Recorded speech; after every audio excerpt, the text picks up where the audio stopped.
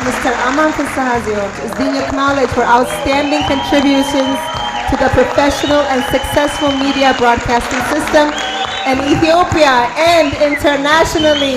የኢትዮጵያ የግል ሚዲያ ኢንዱስትሪ ፈርቀዳጅና የኢቢኤስ ቴሌቪዥን መስራችና የቀድሞ ዋና ስራ አስፈጻሚ የነበሩት አቶ አማን ፍስሐጽዮን ባደረባቸው ህመም በሕክምና ሲረዱ ቆይተው ዛሬ የካቲት 4 ቀን 2018 ዓ.ም ከዚህ ዓለም በሞት ተለይተዋል። አቶ አማን ኢቢኤስ ቴሌቪዥንን በመመስረት በኢትዮጵያ የቴሌቪዥንና የመዝናኛ ዘርፍ ላይ አዲስ ታሪክ የጻፉ ዘመናዊ አሰራርን ያስተዋወቁና ለበርካታ የሚዲያ ባለሙያዎች የሙያ አባት የነበሩ ባለራዕይ መሪ ነበሩ።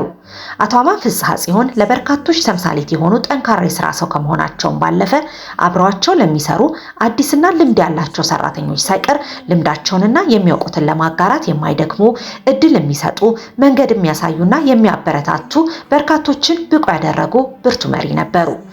አቶ አማን ፍስሐጽዮን እንደ አውሮፓውያኑ አቆጣጠር በ2013 ዓመተ ምህረት ጁላይ 27 ቀን በዋሽንግተን ዲሲ የተካሄደው 8ኛው የኢትዮጵያ ዲያስፖራ የንግድ ፎረም እና 3ኛው የፓዮኒር ዲያስፖራ የንግድ ሰው ሽልማት ስነ ስርዓት ላይ የዓመቱ የፓዮኒር ዲያስፖራ የንግድ ሰው ሽልማትን ተሸልመዋል።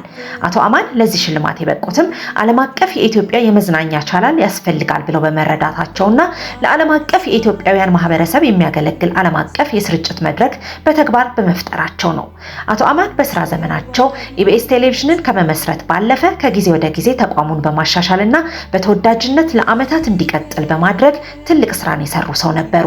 በተጨማሪም በሀገራችን ለሚገኙ የግል ቴሌቪዥን ጣቢያዎች ምክረ ሀሳቦችን ለመስጠት ልምድ ለማጋራትና በሚችሉት ሁሉ ለማገዝ ወደ ኋላ የማይሉ ሰው ነበሩ።